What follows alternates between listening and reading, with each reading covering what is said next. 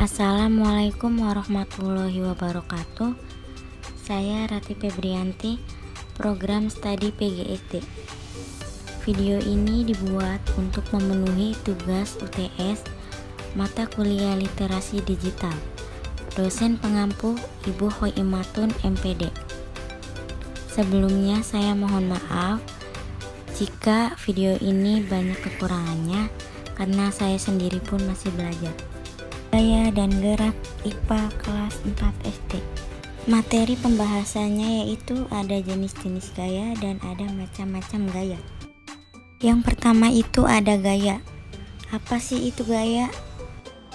Gaya adalah tarikan atau dorongan yang diberikan kepada suatu benda sehingga benda tersebut bergerak.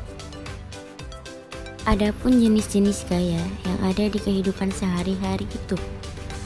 Yang pertama ada gaya otot, kemudian yang kedua ada gaya listrik, yang ketiga ada gaya magnet, yang keempat ada gaya gravitasi, yang kelima ada gaya pegas, dan yang keenam ada gaya gesek. Nah, marilah kita bahas satu persatu dari keenam jenis gaya ini.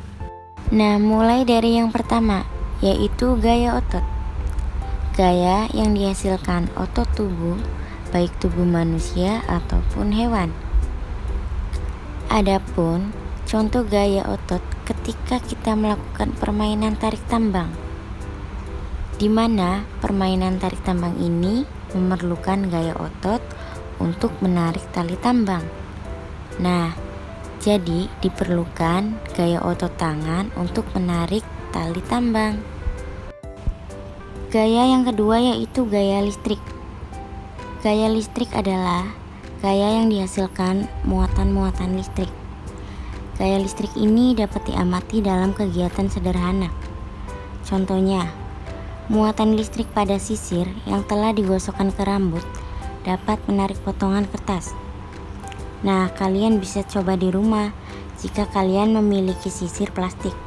Kemudian, kalian gosok-gosokkan pada rambut yang kering. Kemudian, kalian dekatkan ke potongan kertas.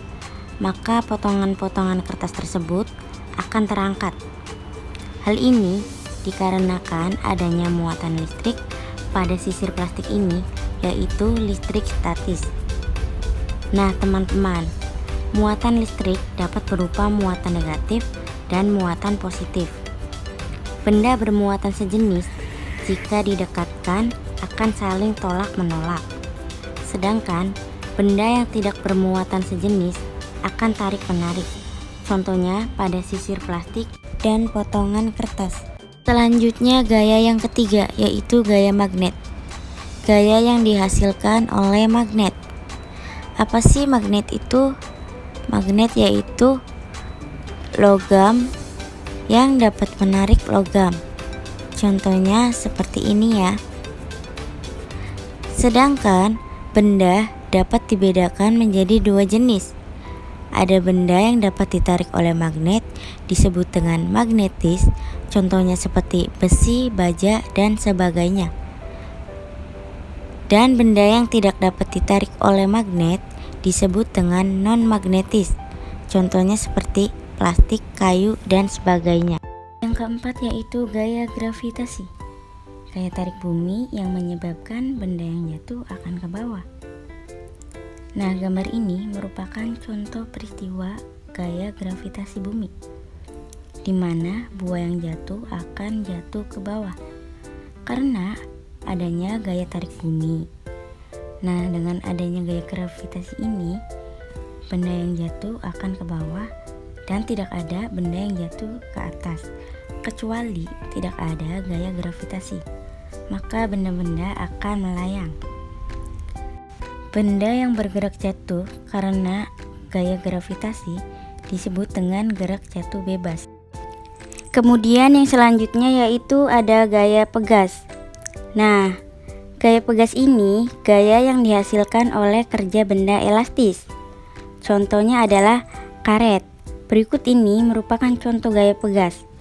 Ketika menarik panah atau ketapel yang terbuat dari karet. Gaya pegas timbul karena adanya sifat elastis pada benda karet. Nah, yang terakhir ada gaya gesek. Gaya gesek merupakan gaya yang terjadi ketika dua permukaan benda saling bersentuhan. Berikut ini adalah contoh dari gaya gesek. Seseorang sedang menarik suatu benda, maka permukaan benda tersebut akan bergesekan dengan lantai. Itu adalah contoh dari gaya gesek. Oke, cukup sekian dulu ya bahasan dari Rati Febrianti, yaitu tentang gaya dan gerak. Semoga apa yang saya sampaikan mudah dipahami dan semoga bermanfaat. Wassalamualaikum warahmatullahi wabarakatuh.